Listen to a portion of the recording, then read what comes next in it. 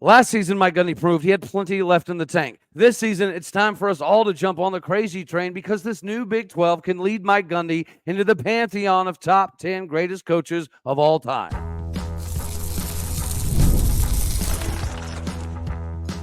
You are Locked On Oklahoma State, your daily podcast on the Oklahoma State Cowboys, part of the Locked On Podcast Network, your team every day.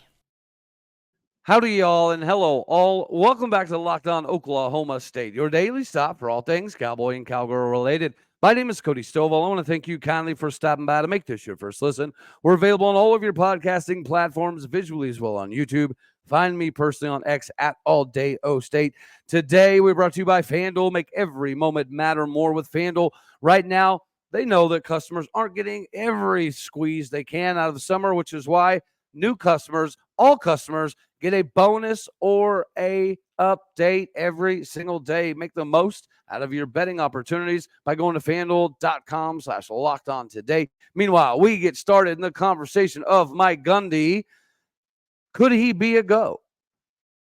The real question maybe should be now, should he be a GOAT? Should Mike Gundy end up in the conversation of the greatest of all time? Well, when it comes to wins, he's definitely in the conversation, currently ranking right inside the top 50 of head coaches and wins. And recently, there's been a new fun metric that didn't always have the same quantifiable, tangible, physical proof behind it. But now with the EA Sports and the Tier 1 and the financial compensation that comes with that, the eyeballs that all recruits and students are going to see with Oklahoma State up there in that Tier 1 status, affords us to look at these wins a little bit differently. Mike Gundy has 166 wins, 79 losses. He's 12-6 in bowl games, 105-65 in Big 12 play. Some of the biggest bowl game W's have come over Alabama, Miami, Andrew Luck-led Stanford, Purdue, Washington, Mizzou, Colorado, Arizona, Virginia Tech, Notre Dame, Texas A&M, and more. Since Mike Gundy's tenure began in 2005, he's averaged 8.8 wins a season. Since 2009, he's averaged 9.3 wins a season. Since 2011, he's averaged 9.7 wins a season. You get the picture here. He's had 8 10-win seasons. So if he wins 10 games a season for the next 8 years, that puts him at 246 W's all time. If he wins 10 wins for the next 10 years, that's 266 range. 8 wins for the next 10 years, that's also 246. And for any of the Debbie Downers, negative Nancys, or butthurt boomer losers out there that inevitably have something to say, let's just put it on the downside. And let's say he averages 9 wins over the next 8 to 10 years. That still puts him well in the 955 range, right next to Tom Osborne and Lavelle Edwards, comfortably above Lou Holtz and Frank Beamer. So if you want to say Mike Gundy continues this level of trajectory and success, and he's not in the top 10, then he is unequivocally, undoubtedly the number 11 best coach in the history of college football. This trajectory makes sense. Currently, where the gatekeeper of the top 10 falls and Frank Beamer. Now, Frank Beamer, of course, is not only there at number 11 due to number of wins, but also, I would say, slightly due to perception. Like Frank Beamer played for a national title and was a couple crazy plays away from playing for yet another national title as well. But he didn't quite win it. Yet he's still considered one of the best to ever do it. Mike Gundy definitely needs more trophies. Mike Gundy needs to have more of those iconic we have to go to moments. We need more of those. But if Mike Gundy does, in fact, bring home a few more titles and has a couple CFP wins, then doesn't he securely sew up the number 11 spot? It would then be extremely fair to argue that he should be in the pantheon, in the top 10 of the GOAT club, the best of all time club. Lou Holtz is sitting at 249 wins. Tom Osborne, 255. Lavelle Edwards, 257.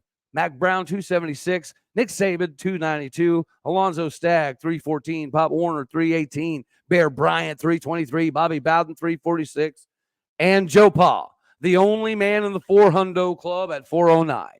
Is Mike Gundy going to join Joe Pa in the 409 club? Probably not. That would leave Mike Gundy coaching for like 30 some odd years. I don't see that.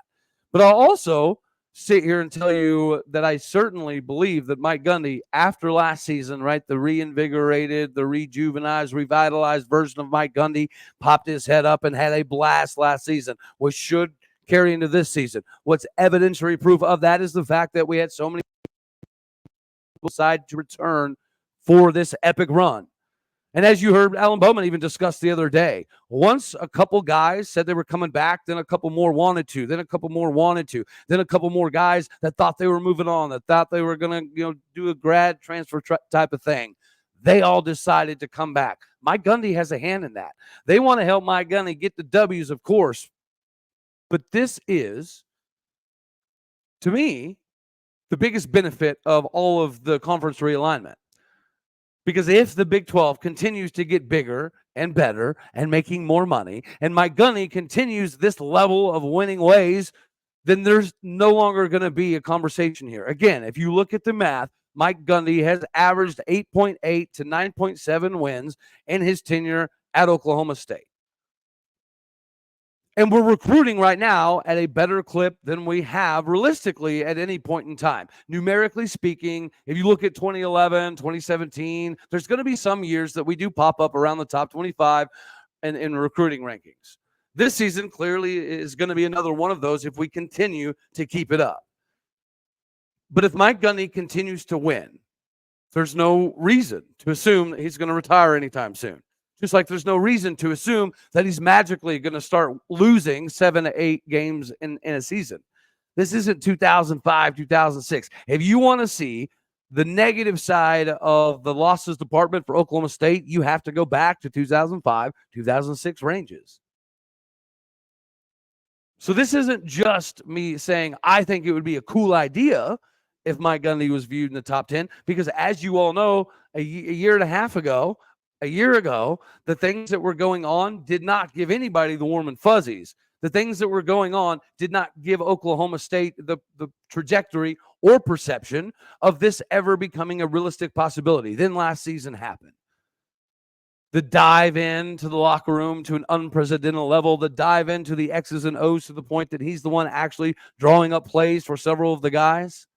And now he hands that same role over to Sean Snyder on the special team side of the ball after realizing in the season of capitalization, although Greg Richmond was awesome, Paul Randolph is the ticket to get the most out of the D-line, to take them from dominating an area of operation to actually physically, statistically providing on the stat sheet as well as on the field. The number of wins that Mike Gundy gets obviously will determine where he sits on this club. But if he even just coaches for another 7-8 years and stays on this trajectory, ladies and gentlemen, he will be in the top 10 all time in wins. And if he is that number 11 spot, if he takes over for the gatekeeper, Frank Beamer at number 11, because you want to say he doesn't have a national title like Joe Pa or Biden or Bear Bryant or Lavelle or Mac or Nick or Tom Osborne or Lou Holtz, that's okay. But then he's the gatekeeper as the 11th best coach in the history of college football. I think he would live with that. I think most of us would live with that, especially, given, some of the recent things that we've heard and seen in regards to other schools around the country. The realignment's good for Oklahoma State. I think it's even better for Mike Gundy. Just like I also think that the amount of dollar bills that David Taylor has been able to rake in, it's eyebrow raising to say the least. But since we're talking about dollar bills and raising eyeballs, ladies and gentlemen, you know what to do with FanDuel. You love sports. I love sports. We love them so much. We wish they could just continue constantly throughout the course of the year. But summer is here. Playoffs are starting to wind down. There's fewer games to be had. There's few dollar bills to be won. So since all the sports aren't doing the sporting that we need them to do, FanDuel is going to hook everybody up by allowing you to capitalize whenever you want. All you have to do is open the app, dream up your bet, whatever your mood dictates, and make the money, honey. This summer, FanDuel is hooking up all customers with a boost or a bonus every single day. So that means there's something in this for everyone every day, all summer long. Make sure that you head on over to FanDuel.com to start making the most out of your summer. FanDuel is the official sports betting partner of Major League Baseball and more. Visit FanDuel.com today to get squared away and hammer the over on the Cowboys winning the Big 12. Maybe throw some Heisman in there as well. We'll have some fun with it. Just like it appears as though we're going to have some fun with the wrestling season. Thank you, David Taylor, or shall we say, thank you, Chad Weiberg. The man that has now taken over for Cowboy Wrestling is making bunches and bunches of dollar bills. You could call it dollar bills and bunches. And what this does, in my opinion, is it definitely raises the expectations for Oklahoma State. We have discussed that this hire and the recruiting class that he's been able to bring in on top of the top transfers in the country like Wyatt Hendrickson and Dean Hamidi guarantees that the expectations for Oklahoma State in the foreseeable future are very high. But with this now monetary gain that we know David Taylor is getting, it has to increase the expectations. When you're paying a man $1 million, more than $1 million, and you're making him the highest paid coach in all of collegiate wrestling, that speaks volumes to what Chad Weiberg feels about the current situation, which should give us all a nice little fuzzy, comforting feeling, because we do have some trials and tribulations currently going on in the golf department with Coach Alan Bratton. I think this move by Chad Weiberg to bring on David Taylor was obviously imperative to our continued success, but the money behind it speaks volumes. We didn't just pay him to help Oklahoma State get back to where they are supposed to be. We paid him the money that says, hey, dude, we expect this, or we would like this to happen pretty daggone quickly. Penn State returns the highest scoring team in the history of collegiate wrestling. For the most part, most of those guys are back. So the expectation for this coming season most likely will be everybody's competing for that second place spot. And you know what? Second place at Oklahoma State in the sport of wrestling should never be acceptable. When you see the money that we're paying the dude, it does make some sense.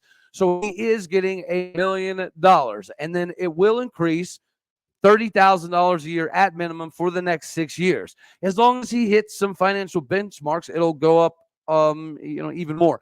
Winning a national title as a team gets him another $125,000. Finishing runner-up in the national championship will get him an extra $80,000, $60,000, $10,000. Individual champions will give him an extra $10,000.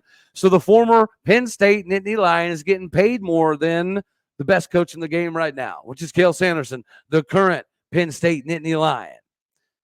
The buyout is by percentage. It'll be like 75% off of like the 3 years based on the scaling. But the amount of money that he's going to be owed is not as important as the message this sends.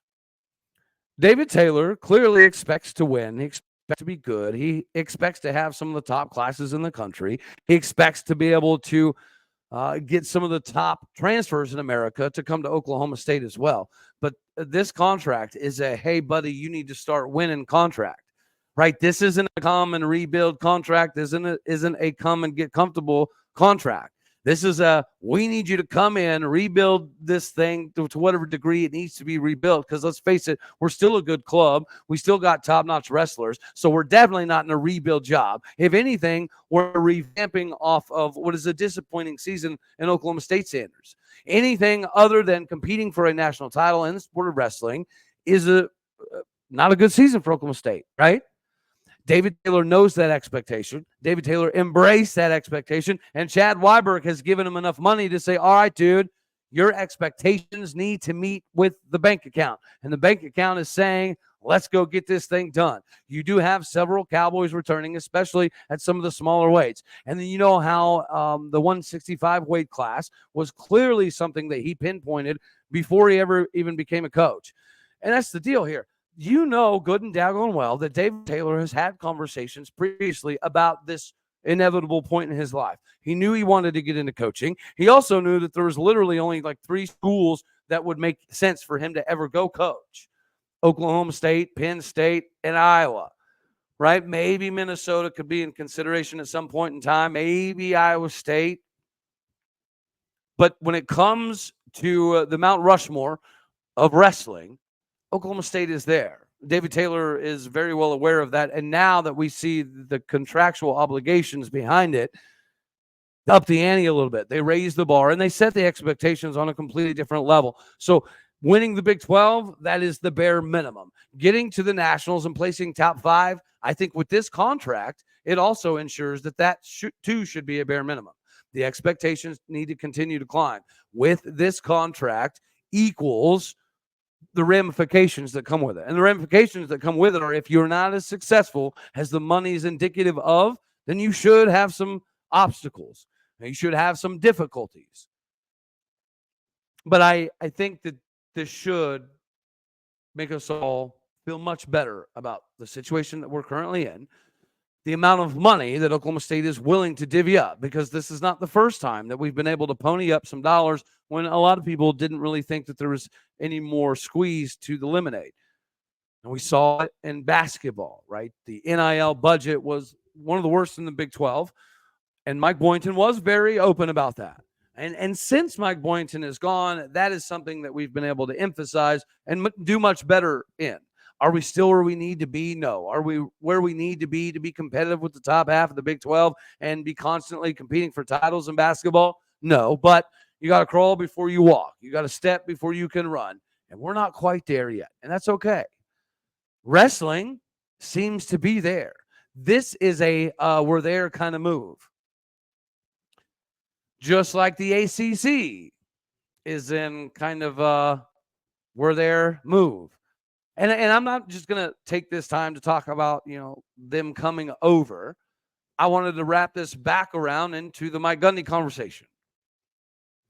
If realignment does what it appears it's going to do and keep realigning, the Big 12 is undoubtedly going to be a beneficiary of whatever moves are about to happen. In that sentence lies the man, the myth, the legend behind everybody, and that's Mike Gundy. So instead of anybody being concerned about the additions of Florida State and Clemson, if it were to go that route, that's even better for Mike Gundy, because then you're not talking about wins in a conference that some people are still going to continue to pretend is somewhat insignificant, even after the ACC goes through a bunch of chaos, and the ACC is no longer in existence, at least to the degree that the Pac 2.5, whatever it is now, maybe. Before that happens to the ACC, the Big 12 is going to feast, and Mike Gundy should be the beneficiary of all of that. So all of those numbers that we had just discussed, predicated upon 9-10 win seasons, guys, we're on the short side of these numbers for Mike Gundy here. Because you're not just talking about 10, 12 games anymore. You're talking about 15 games, 14 games, 16 games. So Mike Gundy could be in the top 5, especially if you add more teams to the Big 12 faster than anticipated, faster than we did previously discussed, and darn sure faster than everybody thought physically possible, including Mike Gundy. Guys, do you think at any point in time Mike Gundy came to Oklahoma State and said, I'm going to go win 300 ball games? Highly doubtful. And it would take a long career for him to do that. But even hitting that 250, 260 range, that is very, very well within striking distance for Mike Gundy. All he has to do is do precisely what he's been doing over the last 19 years for the next 7-8 years. So this whole realignment conversation, it's good for the Big 12. It's good for us. But more importantly, it's good for Mike Gundy. You've got to have some of these quintessential marquee games. And this season, it's going to be some of the coaching matchups. Mike Gundy versus Kyle Whittingham. Mike Gundy versus Deion Sanders. And then, Neil Brown, even though he had a 9-win season, he's kind of on a hot seat. Arizona returned 85+% of their star production, but they're replacing a lot when it comes to the coaching staff. Florida State, right? They had a phenomenal run last year, but unfortunately, the the CFP let the world know exactly how they feel about the strength of the ACC. Of course, Jordan Travis conversation obviously would change that, but there was obviously something that the committee was trying to hammer home here. And to me, that message was very clear. We don't respect the schedule that you played in the ACC. We darn sure don't respect the fact that your quarterback's hurt now. We were probably maybe going to give you benefit of the doubt because of Jordan Travis. But after he was hurt, we know that over half your season was nothing but a massive pillow fight. So you're not going to get rewarded for it. Well, that's not going to change anytime soon for the ACC. And guys, if we don't end up with Florida State and Clemson, again, if we end up with some of these other schools, I think that's still great for the Big 12, primarily due to the pro rata clause. Now, what would added Florida State and Clemson do? Significantly a lot, obviously, because now you're talking about a $1 billion private equity buy-in to now we're hearing potentially like 2 to 2.5 million if you add in Florida State and Clemson. I'm not a financial expert. I'm not a guru. Last time I did the math, I just divided it by 16 schools minus 20%, and I got hammered for not understanding how the whole thing worked. Maybe I don't know, right? Maybe I can't read good, you know? But this whole thing, it's great for the Big 12. Mike Gundy needs more separation opportunities. And I think another one of these separation opportunities we are going to have is against Utah. You know, a lot of people are talking about Utah. I understand their talent. But if we're going to talk about Mike Gundy getting enough wins to be in this top of all time crew, you know, Kyle Whittingham's not too far behind Mike Gundy. The difference is Kyle Whittingham's already brought in his successor, his coach in waiting. And even if Utah fans, you know, wanted to pretend that Kyle Whittingham and Mike Gundy are on the same level, I know statistically they are. There are a lot of similarities that make it very intriguing, and I'm very excited about it. But they don't have the same bowl record, 11-6. He doesn't have as many wins. Well, they have 162, but I put 163 because I'm pretty sure he won the game in 2004 as the interim head coach, so they should count that. So he's got 163 dubs. Still a few shy of Gundy. Same amount of losses, 79. But guys, Utah's had 4 winning seasons of, well, massive seasons since joining the Pac-12, Pac-7-5, whatever it is. They've had 4 10-win seasons. And then they had 3 more in the Mountain West. So if winning the Pac-12, right, is the equivalent to winning the world's tallest midget award, then winning the Mountain West Conference would be like winning a Pulitzer Prize award for kids who can't read good but still wrote a book anyways. There's not really a comparison. The teams that dominated the Mountain West Conference before they left actually wasn't even Utah. If you go back and look at the title games, it was BYU and TCU that were running the Mountain West. So this season is clearly about capitalization, but it's about capitalization for the biggest season in Oklahoma State history, if for nothing else, trajectory.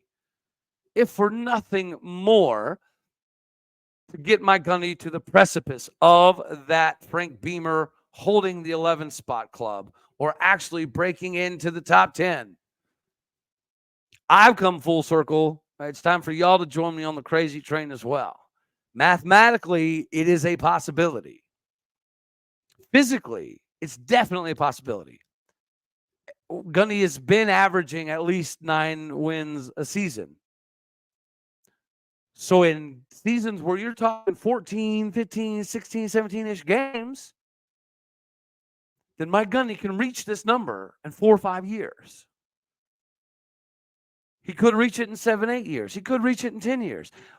Or he could up the ante, and this conversation is a completely moot point. It's time for all y'all to come around on the crazy train as well. let me know down in the comment section if you think that the time frame here is applicable for Mike Gundy. Because if he's only going to stay for 3 years, changes the conversation. But I also think that the success of last season and the way he was able to get revitalized and rejuvenated during the season has given him a new lease on this coaching life. I don't see this new version of Mike Gundy giving up the sport anytime soon. So you're talking at least another 5 to 7 years likely of Gundy. And you never know. The wild hair he caught last season could grow so big, he does coach for another decade.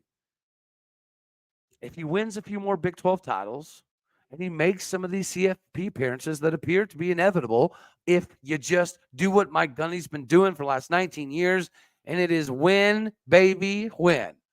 All righty, y'all. You guys keep winning by hitting the stars, leaving the reviews, podcasting, folks. You know what to do.